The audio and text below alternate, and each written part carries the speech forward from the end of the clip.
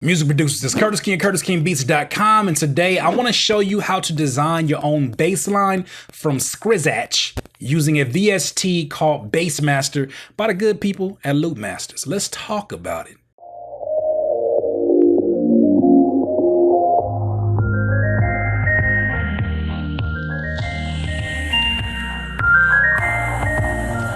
Music producers, I know we're living in the 808 bass generation. My beats are no different from anybody else's when it comes to that. I love my 808s. I love my one shots. I don't really use too many bass lines from any particular VSTs. That's why it was very interesting when Loopmasters reached out to me and they said, hey, we just released a new VST called Bassmaster. Would you like to demo it? Would you like to mess around with it? They gave it to me super early, but just the whole idea of using a VST that is only focused on bass, it just wasn't pulling me in. I was like, I don't necessarily have a need for it because I have more 808s and I know what to do with it, until I sat down and started understanding what it actually was. There's people in my audience that don't just make trap or just make hip hop. Some of you guys make some dub, or you make just sounds that really need interesting bass lines. So then I was like, you know what? Let me do a review on it. Let me go ahead and show you guys the walkthrough just so you can understand how much of a beast it is for those of you that do still use a lot of bass lines in your production. That being said, let's go to the screen. So, ladies and gentlemen, this is Bassmaster. Up here, you're gonna see your preset menu, which has many different interesting sounds. These sounds have been recorded directly from hardware, and it's really high quality sounds, which is super dope. You do have to kind of mess around with it if you want to use this as like an 808 bass for yourself.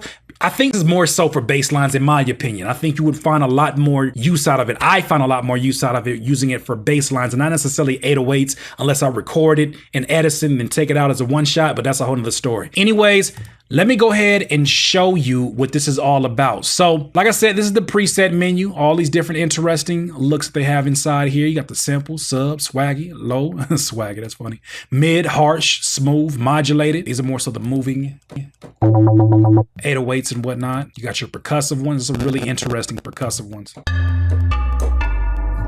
And some others.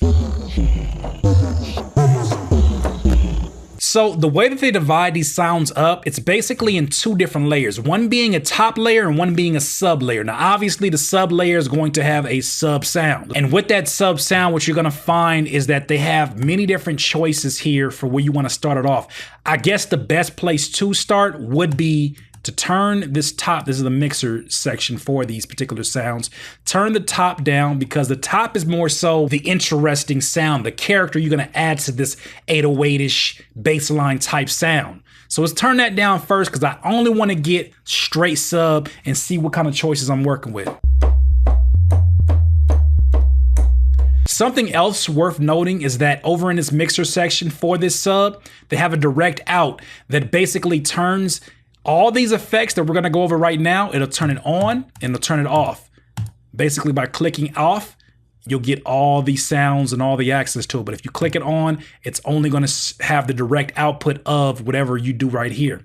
So that is the sub we're gonna go ahead and mess around with. I think I wanna take it down one octave. I like that. For the top layer, we wanna find an interesting sound to mess around with. Let's turn this up and then turn the sub down. And they have many different choices. You have high types of basses that you can use, low, mid, percussive, simple. I think we want to go to percussive, and we're gonna mess around with, let's see, let's go more simple.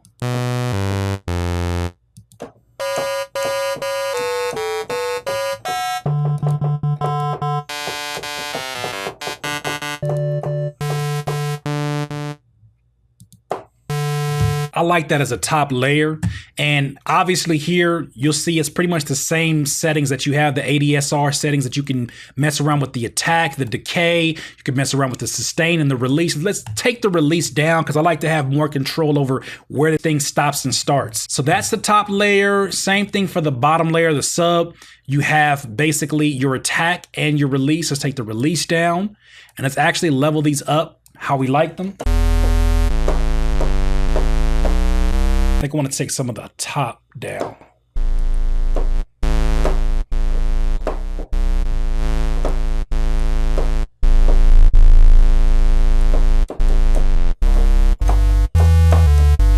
So that sounds interesting. Something else is really dope. They have a sample start knob that basically starts the top layer sample wherever you want to start it at, right?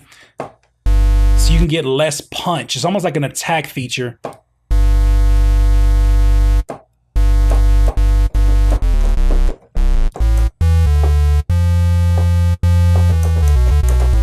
You could barely hear it with this particular sample, but it's definitely something that comes in handy. If you get something that's a little bit too harsh, you can mess around with it. So it's just kind of like a really fast release on that interesting sound. So the next section you want to pay attention to, the filter section. So in addition to all the different effects that we did here, there's a filter section that basically runs it through your style of filter so that you can be happy with whatever bass that you're messing with. So I have a bass line playing in the background. I'm going to go ahead and play.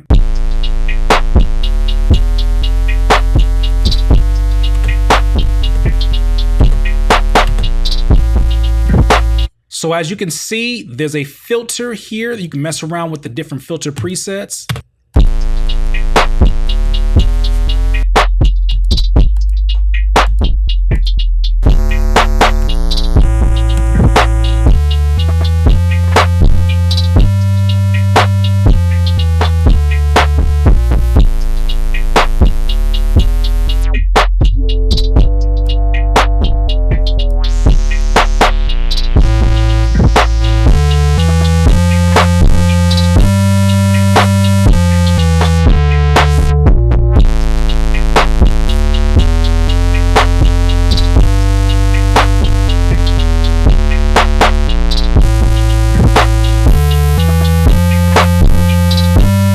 Okay, so that's just messing around with the filter. Now the next section is the LFO, which really just messes around with the shape and also the movement of that bass. So let's see what that sounds like when we mess around with these knobs.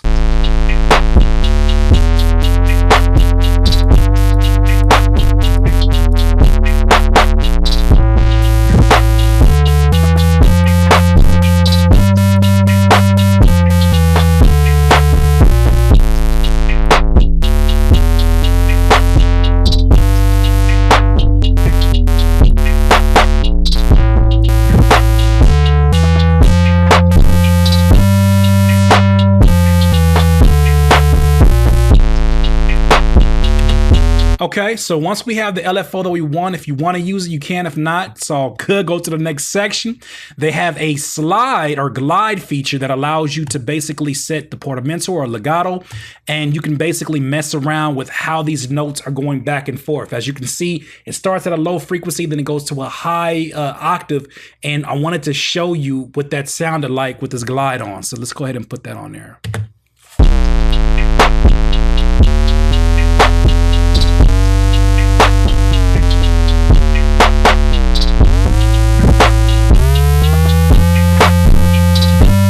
So that's pretty dope. Now with the pitch wheel, you can go ahead and determine the range in which you want to pitch it. You can also mess around with the modulation. Like they have a few different presets and things that you can mess around with. These are for those of you that like to really have a hands-on control of it using your MIDI controller. I don't really mess with those type of things, but it's good to know that you have that there. The next section we're gonna pay attention to.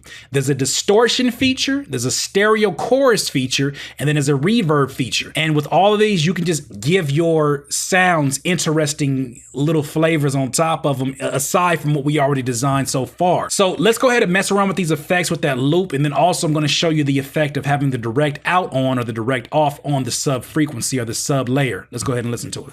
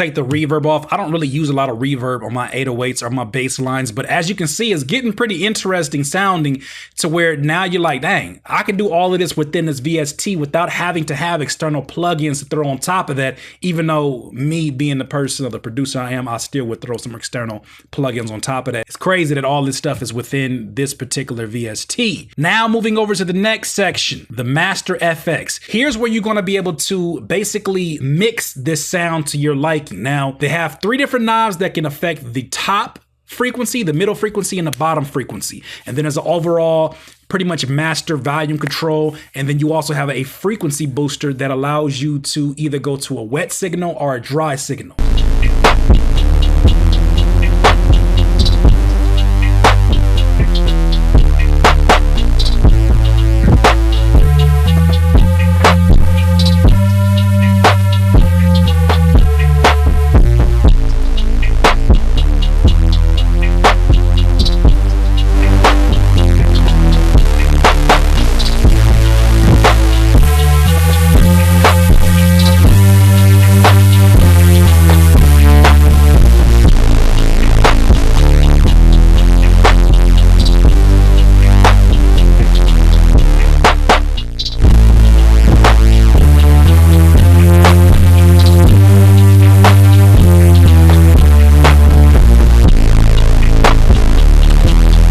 So as you can see, you have a lot of control using this VST over how you want your bass line to sound. So if I wanted to take this sound that I just designed using Bassmaster, all I would do is basically go over here, open up Edison in my master channel, and then start record, go back here to my actual key, and then press the key in the key of C.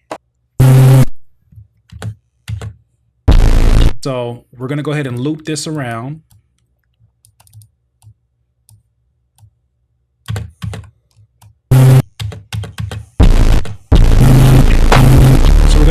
Loop this around.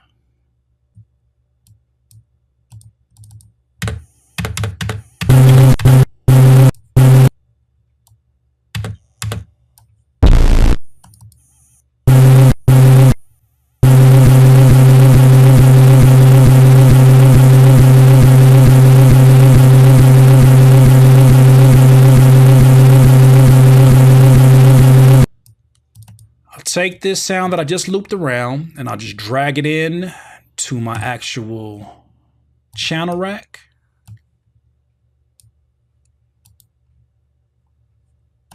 Shape it.